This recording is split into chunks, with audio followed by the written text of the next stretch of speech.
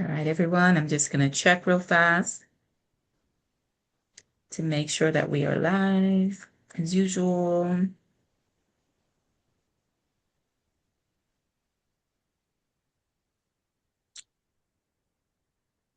We are live.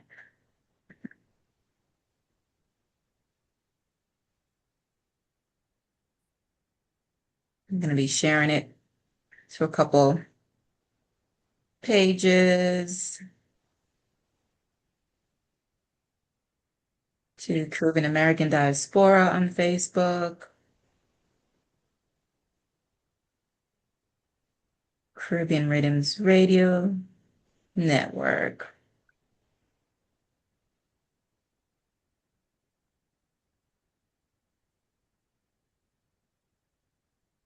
All right, we are ready to go, ready to go. We're actually going to see if our radio partner, Lewis, is able to jump on. He may be running late. I have not heard from him yet. So, but we'll go ahead and we'll get started, everyone. Yeah. So welcome, welcome, welcome. My name is Donna Morton Morgan, and I'm the president of Caribbean American Diaspora, president of Women of Culture, where we support women, children, and families affected by homelessness, incarceration, and trauma. I'm a real estate broker, Florida, life insurance broker, mindset coach, healthy lifestyle coach. So we are so excited to have men, our male professionals representing for mental health. We have carved out June as Men's Month. I don't even know if it's Men's Month. We don't really It is. business. It is. If it is Men's Month. We've Yeah. just, it is. Well, there's just not a lot of push, right? For it. Like we know it's Women's History Month, like it's just so I haven't really seen much, but we're doing our infusion. We feel, well, it's perfect because it's Father's Day and all these different things. So we are infusing it. So with that, we have two amazing guests tonight that we're going to hear from. Mental health. So last week we had financial health. This week it's mental health. Next week it'll be physical health. We want to cover all of the aspects of the men because we appreciate our our men. We love our men. We cherish. And a lot of times we don't hear that, right? A lot of times that woman is not saying, or the woman in your life, whoever that woman is, you're not hearing that. So I wanted to be able to hear to say, and I know Dr. Arlene feels the same way. Yes, indeed. All right. So welcome, welcome. How are you doing, Dr. Arlene? I'm doing fabulous. Yes, well, you're I'm glad looking. to be here with our men. Yes, we always it's just always to see the representation because Yes. they're busy, and then these two individuals just carved out the time and not a lot of notice. We want to say big ups to Jean Ann Moses because I call her my behind the scenes coordinator because she goes above and beyond to reach out and to connect. And I appreciate her so, so much for that. So, with that, we're going to go ahead and get started. So, again, this week it's about men's mental health focus. And we've got two amazing guests. We've got Samuel, Daniel, and we're going to let you guys describe yourself because you all have a lot of letters behind your names, credentials. That's a wonderful thing. So I want you to explain it a little bit more. But I'm just going to say Samuel, heritage is Nigeria. We always like to big up heritage, and he lives here in Florida. And then we've got Dr. Rommel Johnson, who his heritage is Dominica, and a resident of USVI. Got to big up the VI massive. And he lives in Texas. So we're gonna go ahead and let the gentleman just introduce themselves. And then we're gonna just talk about men's mental health, um, or more men get in touch with their with their inner child, or more men, doing therapy, or is it making a difference? Is it normalizing? Are we actually seeing more men come in to talk about their feelings, their childhood traumas, etc.? So I'm going to kick it off with Dr. Rommel. Thank you for allowing me to be in this space. I'm really excited about this. Dr. Rommel Johnson. There's a lot I can say about my background. The little bit I want to share is that the issue of men and mental health is very important to me I'm a assistant professor at the University of Texas, and I'm also a clinician. So I have both ends of practicing as a clinician, but also doing research. One of my key research areas is exploring the intersectionality of racialization on Black and Caribbean people's mental health. When we look at the impact of colonialism and some of these other things, really looking at that and how does it bear on us today. So I'm really excited to be in this space, and I'll just start with that. I don't know if there's more you wanted me to I say at mean, this I point, or just that point, Dr. Rommel, it makes such a difference. And I think that's a part that people don't understand, that all trauma matters, right? The trauma, the colonization, the slavery, because even though it's over 400 years, it impacts the mindset. And we as a culture, we pass on things, right? We pass on our beliefs. And that's why beliefs keep going generation after generation. So Mhm. it's important for us to realize that a lot of negative things that were learned during a certain time is still impacting our Black community, or Black men, minority. So it's important because I talk about that all the time. So I love the fact that you're even touching on that. So where you say you were born now? so I was born in Dominica and lived there till I was, Lord, I don't remember now. 13, I think. And then spent some years in St. Thomas, and then moved to the US, Alabama, and then Michigan. Now I'm in Texas. So Michigan. I left the cold weather in Michigan. Needed Yes, some no. sunshine. I see you miss home. I see you're missing it.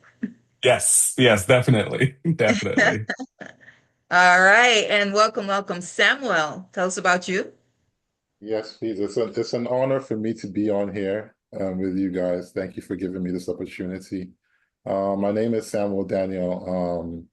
I was born in Lagos, Nigeria, and I moved to Florida in 2012. Um, I have a bachelor's in psychology and I have a master's in mental health counseling, right? And I've been working as a counselor. I'm a registered mental health intern currently. Been working as a counselor for the past 2 years, dealing with, stress, anxiety, depression, the whole mental health, like Hmm. the whole mental health thing. And it's Men's Mental Health Month, and it's a big thing because we have a lot of I host like men's groups here in Orlando. So I host a group in Pine Hills, right, for men. And I host another group for parents, right, um, once every month. And it is kind of hard. It's kind of harder for the men to come out and be vulnerable and talk about mental health issues, right? Because, in our communities, the Black communities, the African communities, Caribbean communities, it's kind of like seen to some people as a form of weakness, right? You come out and it's Right. like, we're raised to be strong. Our Mhm. parents taught us to be strong. Don't show any form of weakness, right? And now it's kind of like a challenge, right, to have Black men come out and be vulnerable and talk about these things. So every time I see these kind of platforms, it's an honor for me to be on here and just talk about it and just encourage people and let them know that it's okay, right, to seek mental health support. It's okay to be vulnerable, right? So, I mean, Wow. I found it kind of interesting what Dr. Rommel talked about earlier, and I want to hear a little bit more about that when he talked about the colonialism and some of those effects, right? Because that's really interesting, but I can see how that's all connected to what we're dealing with today and breaking the stigma of mental health in the Black community. So, thank you Yeah, for having. I definitely think it ties in because identity is something that we don't talk a lot about. And I'm all, I think I mentioned I'm a mindset coach, so I talk a lot about that. And I've been doing a lot of spiritual work probably in the last 10 years. And even in the last 2 years, it's kind of led me to identity and who we think we are, or whoever told us that we are this and that, and we're not worthy and we're less than. And that was passed on generations ago. And then it was repeated in the house by the entire family. It was a conversation. And so each generation you hear it, we pass it along, and sometimes it's done just at home. It's that conversation at home or with friends. So that identity, I think, it's a lack mindset, a limitation mindset. I call it the grasshopper mindset, because then you're little. Yeah. And so when you step out into the world with that little small mindset, and in the Caribbean, we say little a lot, right? Just get a little house, get a little car, get a little man. That's what I'm telling you, that's what I heard, right? Get a little man, just get everything little. A little Just job. right, a little job that it's just enough for you to get by. So you hear a lot of just enough. Just get enough so you can survive through this world. And I think men with the responsibilities on their heads and their shoulders, it's a lot more. So you take on that lack identity and that limitation and that little identity, and you put them in this big bad world, this big world. It's a lot of stress. And then so here comes the addiction and or abuse and all the different things that flows from that. So I'll shut up now and let you guys talk. So this thing on identity, it's also interconnected, because one of the things I like to do, even when I teach students, we teach students multicultural techniques, right? How to work with diverse people. And we have chapters on different cultures and so forth. But you can only go so far with that until you understand the history. The history is so important. Let's look at our situation in the Caribbean, right? Where did we come from? Right? What's our context, and what were we taught? What were we taken from? Right? If we go back, civilization began in Africa, right? Scientists will tell you that's the cradle of humanity. So when you think of that story of human existence, and going back now to how Black has been defined, particularly Black males, there's a disconnect, right? There's a dehumanization, right? And I will throw out a resource that I think everybody should read. Frantz Fanon from Martinique. He wrote a book. He wrote several books, but Black Skin, White Mask. It was written in French, translated into English. It's a struggle to read, but it's really good stuff. And he talks about that dual identity that we're facing, right, in the Caribbean, that we're always comparing ourselves to another, because that has been the model set for us, right? And so as Black men, there's a duality of how we're perceived within our own Black community, right? And there's some stereotypes and stigmas and so forth.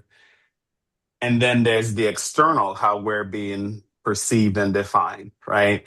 And so we exist between those two spaces. And so people wonder why, for instance, why you don't smile, right?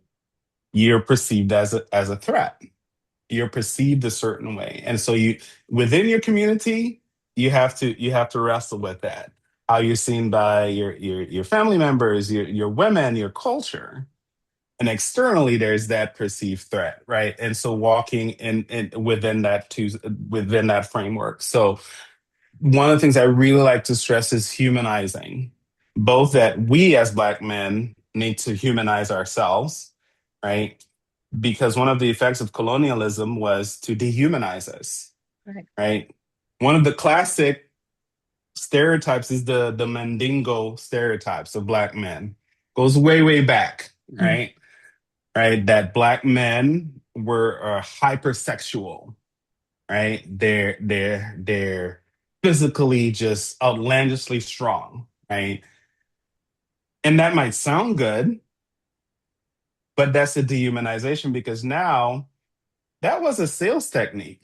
Right. And these guys went and captured and they're trying to sell us off. They have to promote, they have to market, right? Right. Well, that backfired because now, okay, if they're hypersexual and aggressive, we have to fear them. We have to control them. We have to, that classic scene in Roots, what's your name? Mm-hmm. Kunta? No, it's Toby. You know, that essentially, that represents what was done to us. And so we're now generations in, going back to the trauma, internalizing that. And so in our society, again, within our Black community, some have bought into that. And so we're wrestling with that. External from us, there's that perception. And so it's a difficult, it's a tightrope, right? Right. You know, how you perceive internally, how you perceive externally. And at the end of the day, I think the biggest message for me is the humanization of Black men. We need to do that in our community, right? So they can have that support. Because some of these stereotypes exist and have been internalized in our community. We expect things from our Black men that shouldn't be on them. They take it, right? Okay, Black men, we don't cry. We don't share our feelings. Well, when you grow up in a society that perceives you as hostile and threatening, you have to present yourself a certain way. And a lot of times we're just walking around with wounds and trauma. Right. It comes us as anger and as sexualization, but it's really trauma and depression. So I'll pause there and give Brother Samuel a chance to jump in. I could talk. So. No, that's awesome, Doc.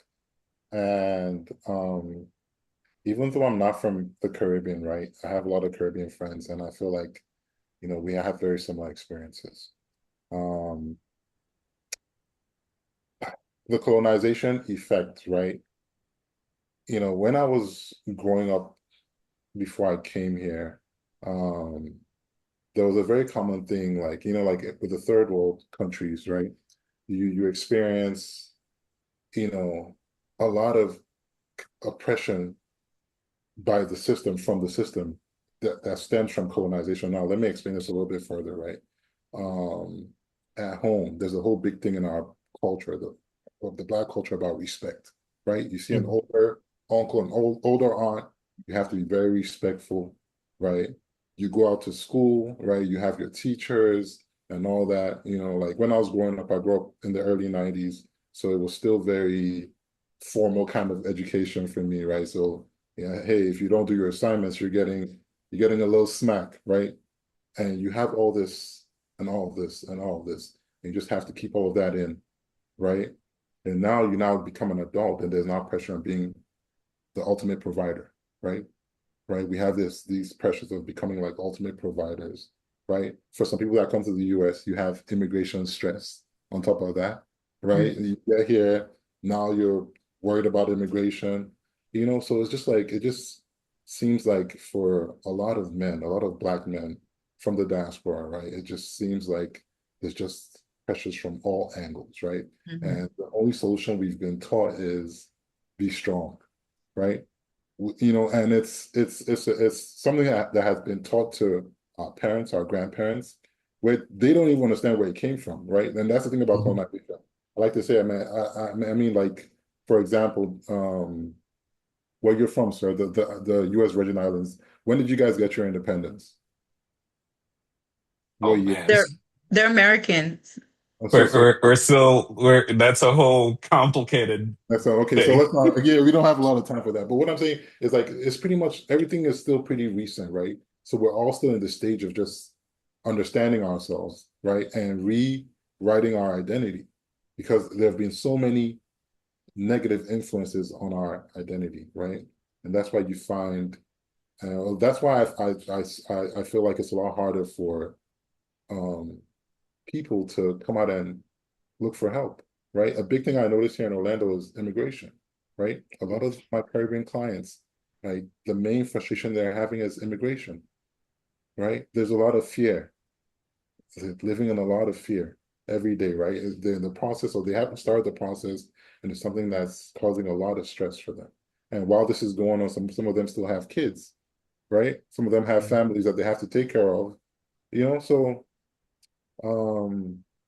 there's a big expectation of masculinity in our society, right? That makes mental health, I think, that makes mental health a negative stigma. It's like, okay, now you can't handle this, and you're going to go seek help and go talk to somebody. I had someone say, oh, someone was making fun of him that he was talking to a shrink, right? And these are real experiences, right? So I mean, I feel like things like this, like what we're doing right now, streaming on Facebook, right? I try to share this with as many people as I could. I think the awareness, right? Us Yeah. trying to bring about this awareness to people, into our communities, is very, very important. It's very, very important because, our men are really, really struggling, right? And this month does mean a lot to me, right? Like you guys, like you shared earlier on, Donna, I have way more female clients than Mhm. male, right? I have way more female clients than male clients, right? And with the men, it's hard for them to be vulnerable. It's hard for them to be vulnerable. Yeah. And you know what? Also, we're seeing is a rise in men crimes of passion, I guess, men against women. So we have to understand too that when that man does not, you've got inner child, right? So you've got childhood traumas, you're carrying that, you didn't heal that, then you've got life daily traumas, you got probably baby mama traumas or whatever things, you've got responsibilities. There's a lot of expectation. You're expected to do a lot more than probably the woman would be on your shoulder. And so if you are not in, or if your mental health is declining, Yeah. you could really snap, and people will say, well, where did that come from? And but like you said, when a man reaches out to go to a counselor, oh, the culture laughs. The culture laugh, oh, I'm a madman, am I forgot? But then when the man snaps, you're like, I'm wicked. Yeah. See? Yeah. Yeah. Well, there's the lack of language, right? Right. They're wicked, they're evil, there's all of this. But one of the challenges, again, goes back to that humanity, right? Recognizing this is a human being with emotions, with feelings, with traumas, with pains, with different, not excusing behaviors, right? But recognizing the humanity. And throughout the diaspora, whether it's countries in Africa, in America, Caribbean, we have not really been given that space to be humanized, right? We're perceived as this threat and this inhuman beast, even within our own community. And so when there's no humanizing language, you act out what you hear, right? As opposed to, hey, this is a cry for help, and recognizing that. And even within our religious spaces, too, there needs to be a better job,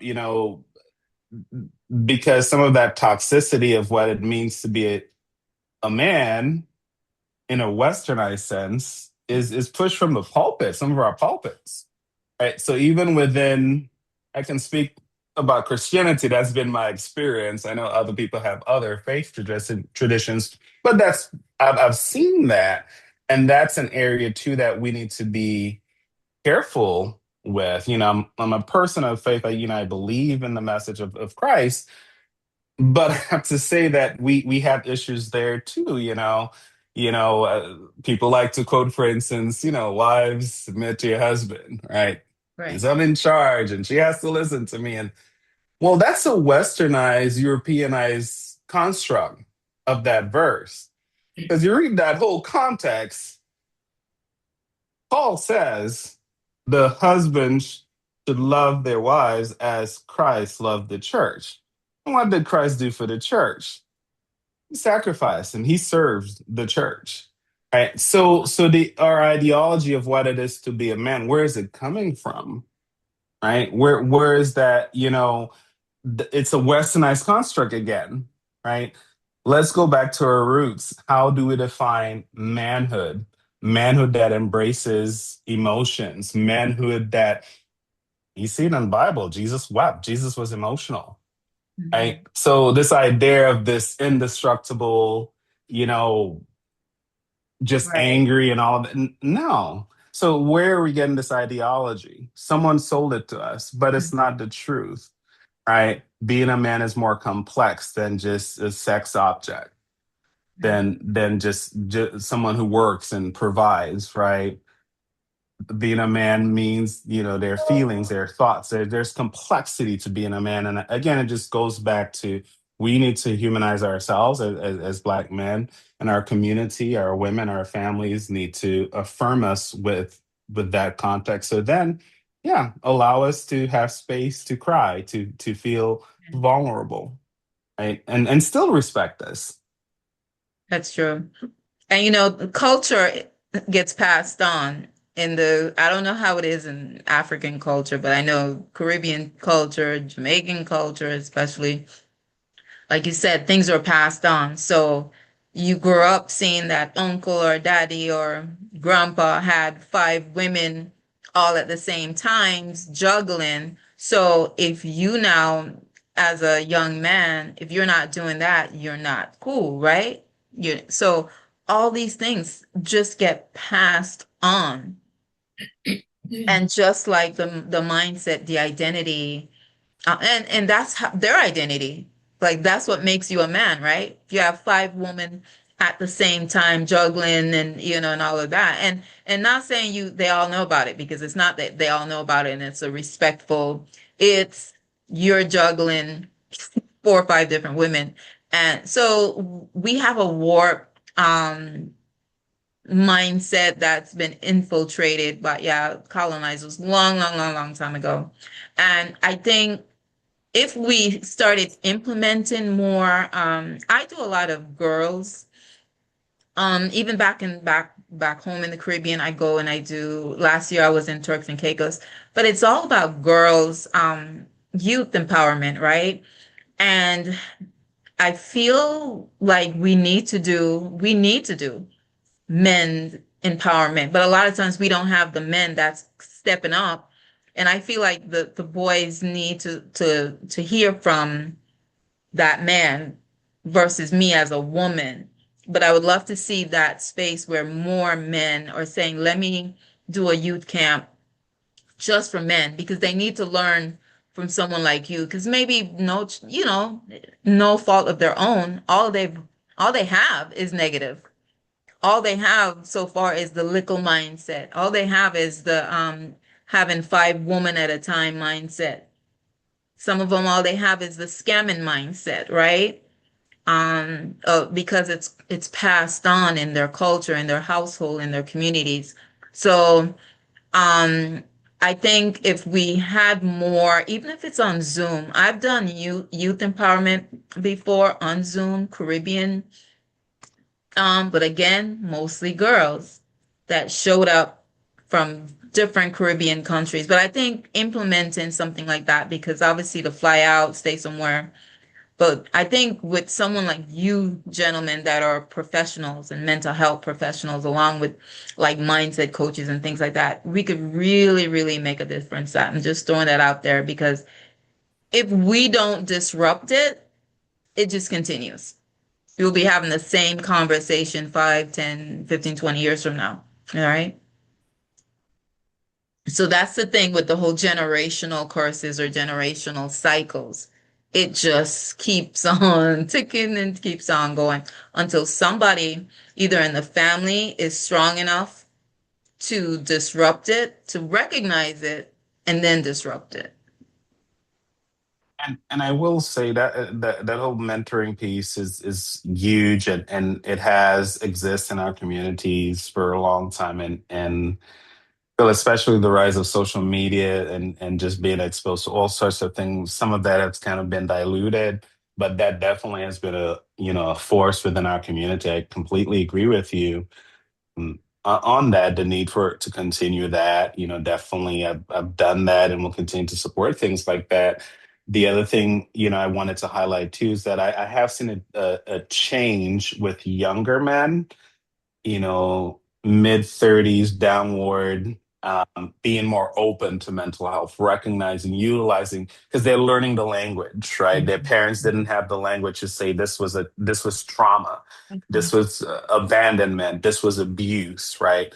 But they have the language now. So part of the change is recognize language means something, right?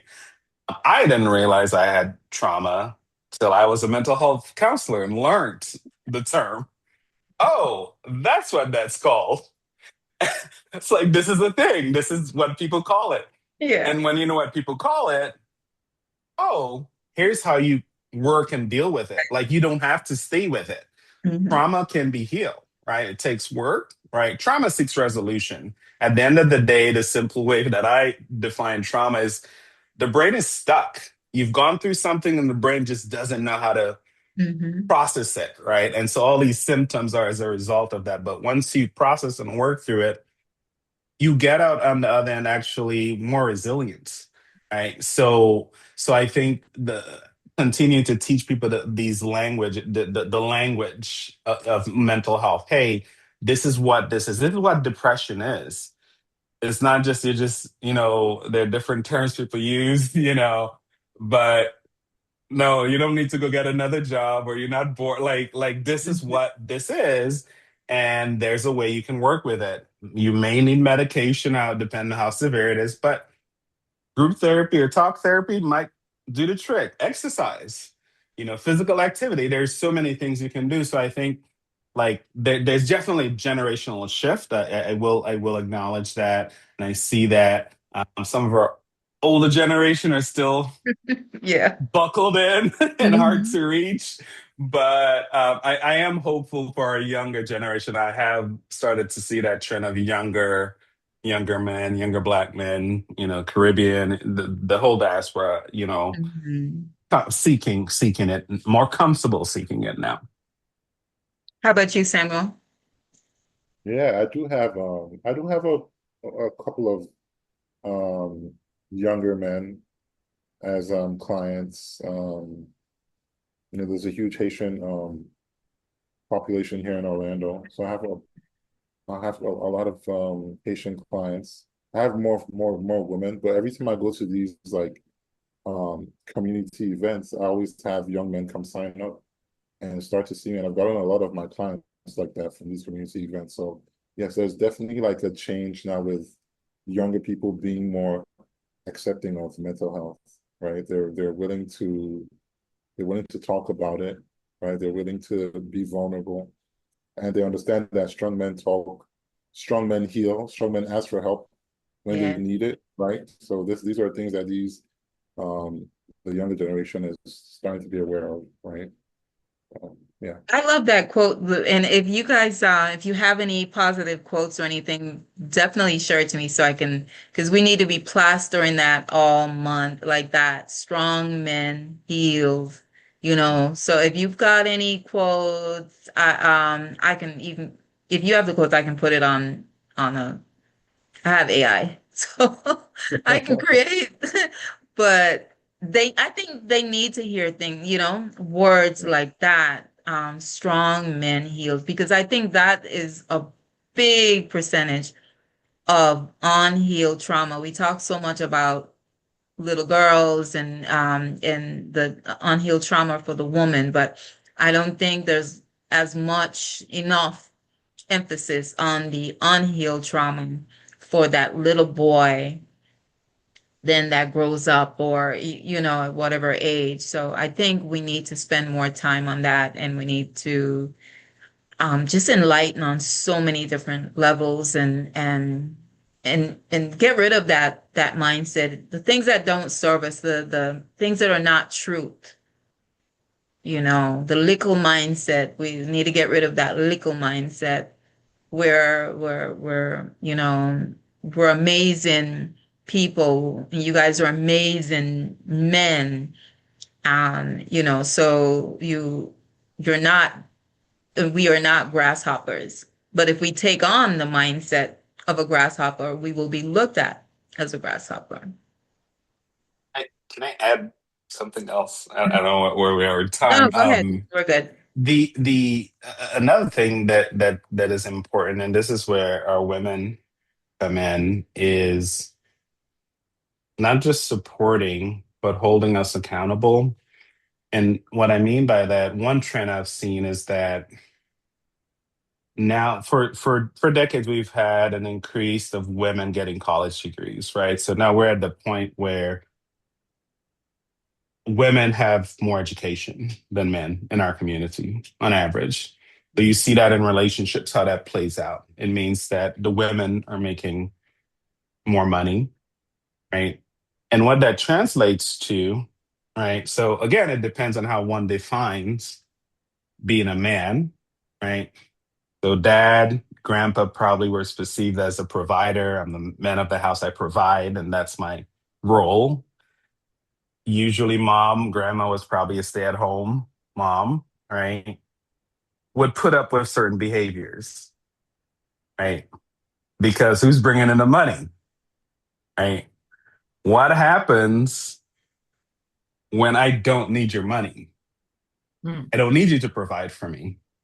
I make my own money, right? I make really good money. In some cases, they're getting into a relationship where the woman she already has her home. She already has her vehicle, right? Right. Financially solid. And so that presents as a challenge to young men who were taught and raised to be a provider. Where's the space for them, right? And so again, it depends on how one defines what it is to be a man. I say in this economy, you go, girl. We're both making it. It's our money, so I don't care, right? For me, right? These gas prices, I'm glad you got a job and doing well. We can survive, right? But some see it as a threat and a dig against their, manhood, so to speak. And so going back to this accountability and support is having these expectations of, I don't need you for that, right? I need a partner, right? This is what, have those kind of conversations from the get-go. Don't wait 5 years down the road. No, from the get-go, you're getting with someone, you're dating them, you're making buku dollars and they're not.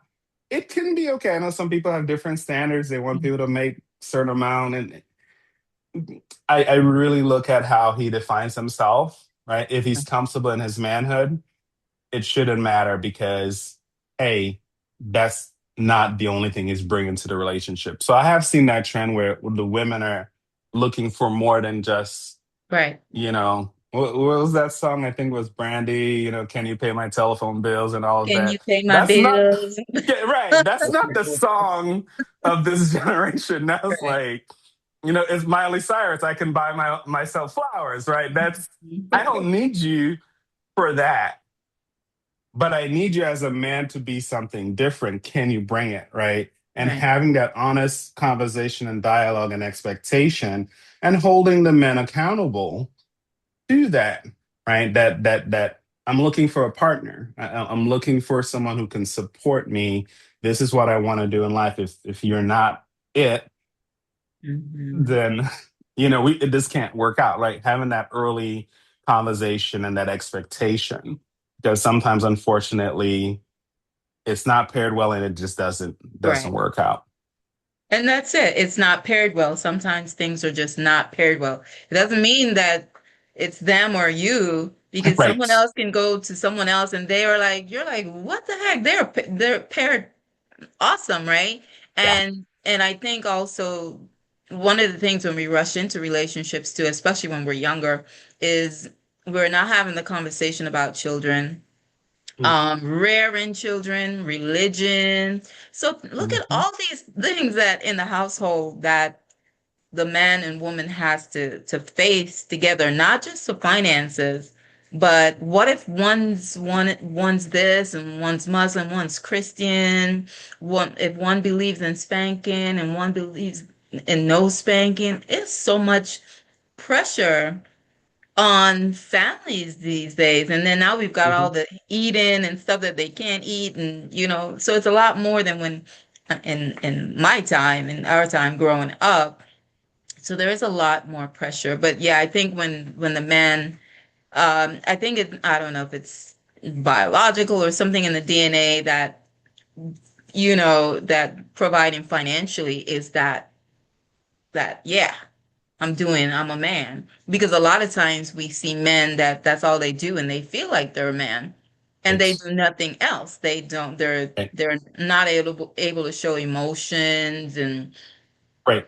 or even shut up. It's limiting. It's Yeah, limiting because and grandma dealt with it because she had to, she right? had. But Mhm. today's woman doesn't have to, and so some men are stuck. Like, what do I do if I'm not a provider? Like, Mhm. oh crap! Like, and the women want more, and they have to pivot. They can. So I've had several couples where that is actually what's going on in the relationship. Like they don't know how to be a man and relate because they were taught and they have the job, they're providing. I have gentlemen who I give her everything. Yeah, but the one thing she's asking for, right? And Right. it's really hard to see that. Yeah. Yeah. Because you guys weren't really taught to talk. We're the talkers. We're the emotional, because you were taught or got beat. If you were emotional, if you were crying, we give you something to cry for and all, so Hmm. you also learn to hold that in. Hmm. And so it's so again, culture. So we need more conversations like this. We need to speak to a safe space for the young men. Because like you said, sometimes the older generation, they're just bent, right? They're just stuck. But I think our young and middle-aged men, I think we all can learn. There really is no age that we can't learn, but if you want to, some people just choose not to at a certain age. But I think this is a great start for opening that conversation and understanding culture and how culture impacts us all, men and women in different ways. Hmm. So we're gonna wrap up with last words. Samuel, if you've got anything that you want to add for mental health.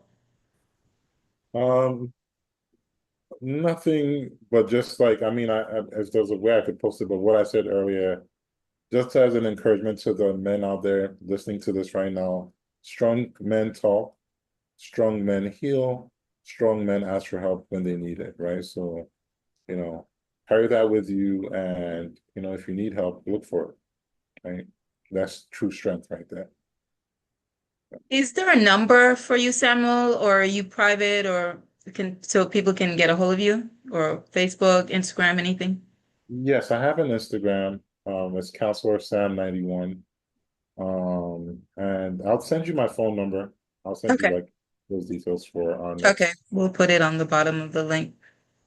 And your flyer is actually on Caribbean American Diaspora too, and this is being streamed on Caribbean American Diaspora Awesome. and Caribbean Diaspora Vibes. And actually, after about 30 days, Facebook actually have been deleting these videos, but we do have it, or we will be saving it on YouTube at Caribbean Diaspora Vibes with a Z. So we don't, yeah, they just started recently where they're deleting all the lives. Yeah. So, last word, Dr. Rommel. This is such an important conversation, and it's a good start. Thank you all so much for doing this. For having me. I'll also forward you some of my contact information. But I affirm what Samuel shared, and just want to add to the humanization that we need to see ourselves as human beings and not animals and all the stereotypes that has been passed on to us, and that both for ourselves and our community needs to also see us in that light, that we're men, we're human beings. Yes, I think we need to stop the cycle. We need to and we need to tell people and tell our young men coming up that they don't have to continue. So if grandfather or father was locked up or was Hmm. addicted to something, you don't have to. It's not like, in your DNA. That's just something they probably, was taught that, oh, you just gonna, and then you hear you just like your daddy, right? We know Hmm. that's so then you're speaking words of destruction over that child. And so women, especially moms and grandparents, have to be careful how they're tagging that child and that little boy early on also. You're speaking death over his life by when you speak to him like that. So we have to take accountability, responsibility, and understand that words matter, culture matters, so but we today we can break the chains. We can break the chains and go back to the identity, you know, of a vessel. I like to say we are a vessel. We're not a victim. We are a vessel of God's divine works and divine health, wealth, happiness, riches, success, prosperity. So everything I'm always teaching about speaking life. Um, because of that legacy of trauma that we had, it's been passed on in the conversations at dinner. And when you think kids are not listening, they're sitting there because they could tell you, stuff that you said in the car. Kids are always listening. So they're listening to your lack conversation. They're listening to how you're speaking about their mother or their father or whoever. And they're learning and they're going to become a mini version of you as a parent. So we have to be mindful and we have to just wake up. We're not stuck. They told us we're stuck, but we're not stuck. We're way, way, way more powerful. All right, Dr. Arlene? I'm so excited, as always, to be here with our knowledgeable men of worth. And, Yes. this month, as would every June, it would be just wonderful, like for all our communities to see the importance of really embracing our Black men. I mean, affirming men has been one of my passion, you know, from undergraduate and further in graduate school, when I learned, the impact of colonialism on our men. I said, our men were made to be strong, created to be strong. And look how they are, well, if they believe and what was imposed on them, this grasshopper mentality. No. Like you said, Donna, we believe as Christians, we are vessels of God, of divine worth. So, and I like both of, your contributions and the trauma, it must go out there. Yes, it's trauma. And like you said, we're not stuck. We can be healed. And uh, Dr. Johnson, about holding, the accountability and the support, it's important. Um, in the research, we're constantly seeing our women climbing to the top, more educated. So yes, it's going to impact relationships, families, communities, churches, and our world at large. So we must take some time to see how important this is and see what we can do. and affirm both. We Yeah, need each other. We may have some money, we may have some education. We need each each other. other. We were created for that. So thank you Yes. so much. Yeah, we definitely need need each other. And I see we have a guest on. I think Irie. I'm not sure whose guest that is, but hello, Irie. Hello, y'all. I'm E-Ray. Oh, Friends with Irie. Sam. Yes. It's a Jamaican in me. I see I don't even see it's just Irie. Well, I was told in Jamaica, Irie means blessing, and Yes. it's Yes, in Nigeria, it also means blessing too. So, Oh, that's amazing. We have a lot of that we've taken from our Mother Africa. So, and not taken. It's all ours. I'm thinking that we definitely need to, I used to do a women's forum where I would have women from Guyana, Trinidad, Jamaica, Bahamas. I had Nigeria, Ghana, all these different, and we can do that also for men. With your help, like Dr. Rommel and Samuel, we could do something like that where you can hold a men's summit virtually. You see, just like this, invite on Zoom, bam, it goes live on Facebook. So I'm just putting it out there. I connected with you two for a reason, and it's not just to end today. Um, so I think it's needed and someone has to step up. I believe for myself that I'm here to break generational cycles. And that means stepping up to the call and going above and beyond. And I feel that from you gentlemen also that, you're here to make that you can be the first one to make that shift. And so let's do it together. That's what life is all about. Yeah. Thank you so much for having me here. It's an honor to be here. And so, E-Ray, you said? Because you're still muted. Yes, E-Ray. Sorry about Because that. Yes, I'm E-Ray. telling you, all I'm seeing, I want to call you is Irie. So Irie is fine. you're a guest of Samuel? Yes. Okay. And tell us a snippet about you before we go off. I've known Samuel since high school. We've been close friends when we moved to the United States, and just really got piggybacking off of everything that you guys have spoken about. He's been a friend that I've been able to just talk with, and I think that that's something that's very important for young men, being able to have someone to talk with. And yeah, that's that's my relation with Sam. But other than that, just really figuring this world out and trying to. That's really who I am, just figuring this world out, Yeah. just as we all are, and like trying to navigate it. And very, very blessed, very grateful for what life has shown me, and just trusting and believing that there's more to trusting and believing in myself, even though there's a lot of unknowns, and just Mhm. kind of going with it.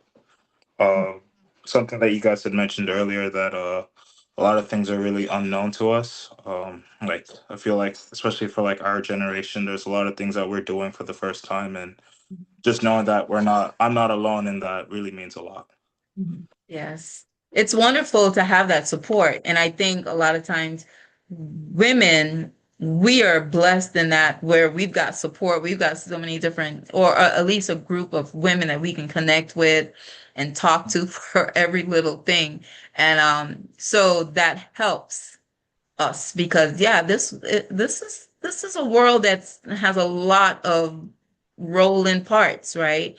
And Yeah. so it is important to have and it's important to not just be talking to everybody. So when you have someone that can uplift you, Mhm. because and empower you, elevate you, bring you up and not telling you foolishness, as Yeah. our families would say.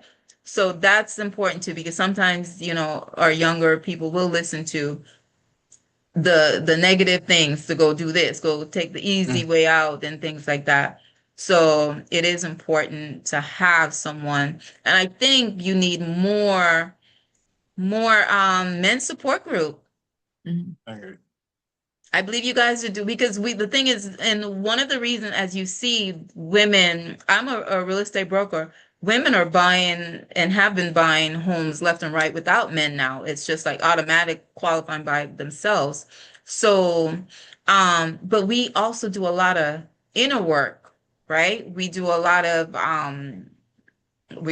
praying, but we also do a lot of inner child healing, a lot of affirmations and declarations and mantras and things like that. And that's called energy work.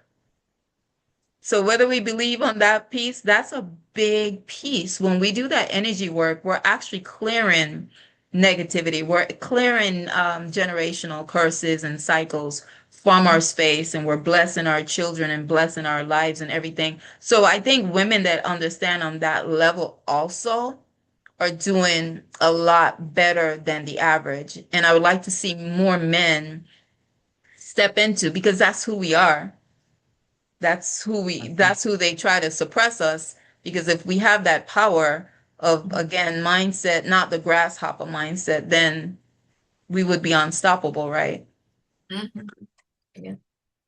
And if I could just add to that, it's not always feasible or practical for men to see therapists, but if we allow spaces where those conversations can happen, that can be very, very impactful. So it doesn't have to always be the traditional Right. way. Like you mentioned, mentoring. I'm a big believer in mentoring, and even informally and in their settings, right? Playing dominoes and having Right. those kinds of conversations. That's more natural, and they're more open. Like that's less threatening, right? Mhm. Men's fellowship group at a church, it can be anywhere, just starting to have those dialogue because healing can happen there. Because we Right. know we don't have enough therapists for Right. period for any group, let alone, our men. But again, changing the language, changing the culture, and some of the language and wording that we use, like you talked about, I've heard it, I'll give you something to cry about, are you a girl, So what Mhm. does that teach that young boy? Shut down those emotions, right? By the Right. time you're a man, you're with a woman and she's like, you don't open up to me. It's like, I Oh, was programmed not to, right? So, and now we have to relearn, like, come out again, like, so just having those conversations everywhere, right? Mhm. Because it's hard, and then we have to look at the financial costs, so it's not always possible to see therapists. But Mhm. I don't, especially within our community, when you look at our history of how we network and we did things, just connecting and collaborating and exchanging. That spirit I still believe is among us, and so just anywhere starting to have those conversations and be open. I think that can be transformative as well for men. mhm. So, well, I think we're off to a great start, like I said, and I can see us implementing a youth. It can be both, because time, or we can have a certain segment where it's boys focused, and then another segment where it's female focused. But we need to, and with Mm. this, with the internet, with Zoom, everybody can connect at different times. We could do it on a weekend, so it's like 12 o'clock. So we've got our family in UK or Africa, Mm. matching up. So, but I definitely say let's do something and let's be a point of impact. All right, everyone. So thank you all for joining us again on another edition of Caribbean Diaspora Vibes. Until next time, God bless. Dr. Rommel, can you please give Donna your number? We have a men's group at our church. I would love to. Yes, I'll, Thank I'll you. put it in the chat. I Yeah. have it. Or I'll send you the numbers and I'll Thank you be so adding much. it. Yes. And okay, Samuel also. Thank you. Thank you very much. Yes. Irie, thank thank you. blessings. You see, we're gonna call you Irie, so you might as well. Ray. I'm sorry. All right, that's a good one. All right. Thank Bye, you. everyone. And you know, when Jamaicans give you a nickname, that's it. You're stuck. I'm sorry. Bye-bye.